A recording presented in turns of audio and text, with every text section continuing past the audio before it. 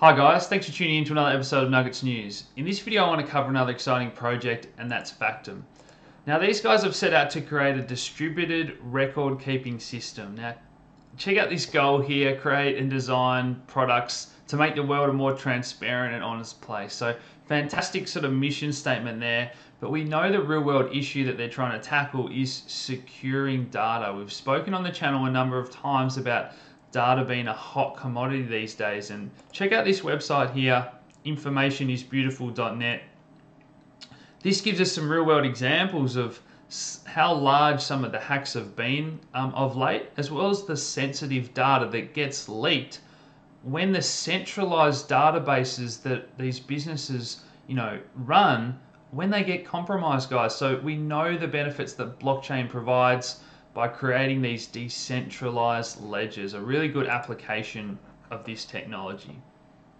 So Factom products, and they're building blockchain solutions for enterprise. That's their target audience. I certainly have noticed that this project is one that hasn't been hyped. It's flying under the radar, and I'll talk about its valuation a little bit later on, but I like these projects that are maybe a little bit boring at first glance, but solving real world solutions, and they've got a target audience of businesses that will use these solutions.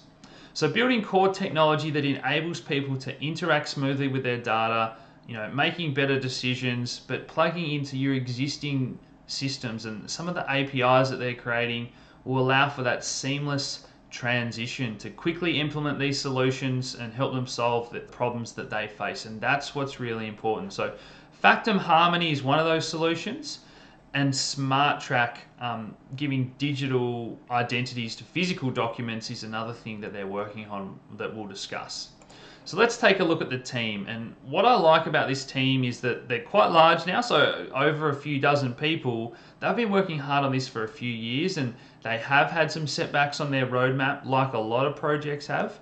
But the team's got plenty of experience in the relevant fields, which we love, but deep connections to the businesses and industries that they're trying to disrupt. So healthcare, government, banks, the people that are going to be using their solutions, they're forming those partnerships and relationships.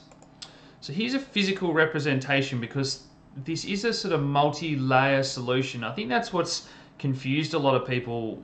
I'll talk about how this record keeping all works, but all these different apps, records, using this public data layer and then anchored to a blockchain, and at each stage they get bundled into sort of different blocks or hashed depending on the privacy. And again, this is a little bit complicated stuff. You don't really need to know how this works, other than to understand that there's a few different layers to this, and it's also pinned to the Bitcoin blockchain. Now, why does this sit on top of the Bitcoin blockchain and possibly other blockchains in the future? And the reason being that, in terms of computational power and size, the Bitcoin blockchain is the most secure, trusted, largest decentralized ledger in the world. So that's why they want to anchor it to Bitcoin. But we know that Bitcoin only has 1 megabyte block, so we can't store all this information on Bitcoin itself. It's not big enough. It will be too expensive to do. So we are condensing this information down. So think about all the videos, photos, or documents that would need to be put into blocks. So we're condensing that down and then only giving that bundles or groups of information in blocks, digital identities that are then anchored and written to the Bitcoin blockchain. So I'll talk about that a little bit more towards the end of the presentation, but I think this has been the source of a lot of confusion. So some of the solutions that they're going to provide, and why is this going to make your business more efficient? Think about, the sheer number and volume of documents that are in the existence these days. Every second we're writing more information to these centralized servers.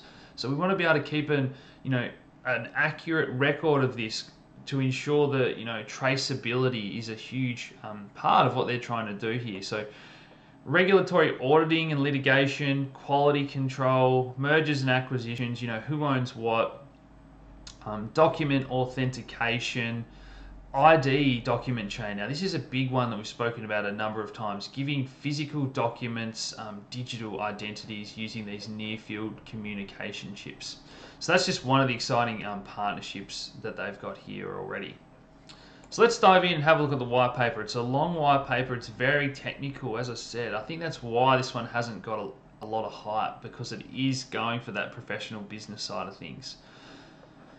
So entry credits and factoids are the two tokens in this this dual system, and those entry credits, as the name suggests, gives you permission to enter information into the different blocks. So we have these Factom servers, so think of those as the main nodes that are getting rewarded with factoids for putting information in these entry blocks. Again, then they can all get bundled even further and being put into these directory blocks. And we also have these auditing servers, which are sort of keeping an eye on Factom servers, and if they're not validating information in the right way, audit servers will take over and start earning those rewards. And it's a bit of a two-tier sort of node system, I guess, is the best way to think about it.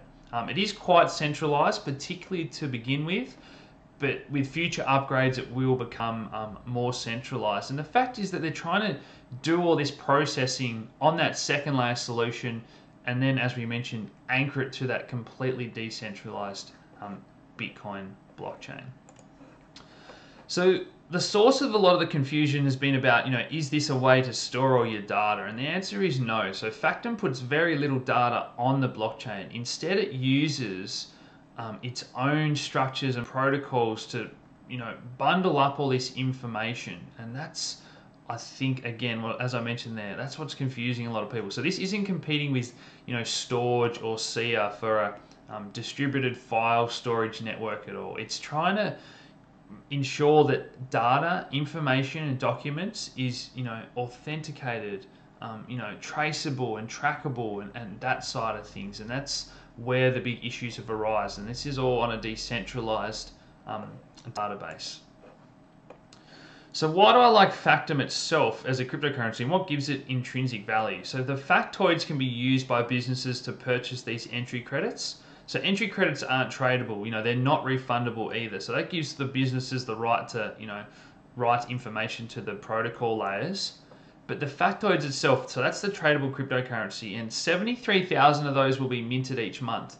But if we get this gain in popularity and widespread use, then that number of factoids that are being used to purchase entry credits and so on is going to, vastly outweigh the number that are being created. So the basics of supply and demand would say that that's going to cause deflation and put upwards pressure on the price. And that's what I think is the very clear use case for this gaining in popularity and market cap in the future. If more people are using it, it's very simple that it will cause an increase in price. So I've already spoken about how that the Factom servers and audit servers work, and how it is quite centralized, but it's not trying to be a fully decentralized system. And that's a number of projects we've spoken about. We've spoken about the pros and cons, the trade-offs about writing large amounts of information. You can't do that in a fully decentralized fashion. So I think this project's got every chance to succeed. I think there's been huge interest. So Tim Draper has been an early investor. The Gates Foundation. We spoke about that Smart Track RFID tracking system. Department of Homeland Security even. So, some of you aren't going to like a few of those partnerships and how they are centralized. That's up to you when you're investing, okay, guys, if you like these business grade sort of projects versus fully decentralized projects, and they each have their use case. They each have their pros and cons. But I certainly believe that this one's got every chance to succeed, roll out those solutions, and as I mentioned, that'll cause that increase in price if we have more people using Factom. So a great project here, a great use of blockchain technology. I hope you found this video useful. Please hit that like button, subscribe if you haven't already, share these videos around, and as always, thanks for tuning in, guys. Cheers.